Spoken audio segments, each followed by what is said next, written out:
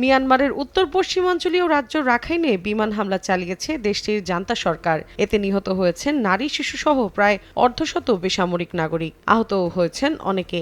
এদের মধ্যে বেশ কয়েকজনের অবস্থা গুরুতর হওয়ায় মৃতের সংখ্যা আরও বাড়তে পারে বলে আশঙ্কা করছে স্থানীয় কর্তৃপক্ষ।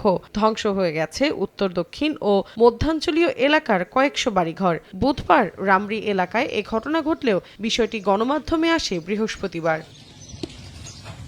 দীর্ঘদিন ধরে রাখাইনের নিয়ন্ত্রণকে কেন্দ্র করে দেশটির বিদ্রোহী গোষ্ঠী আরাকান আর্মির সঙ্গে সামরিক জান্তা বাহিনীর লড়াই চলছে।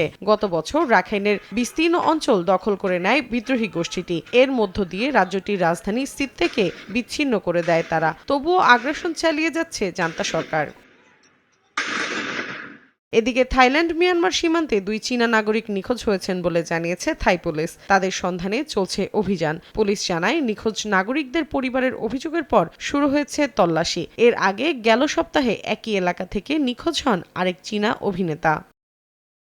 মৌসুমী সাথী, সময় সংবাদ।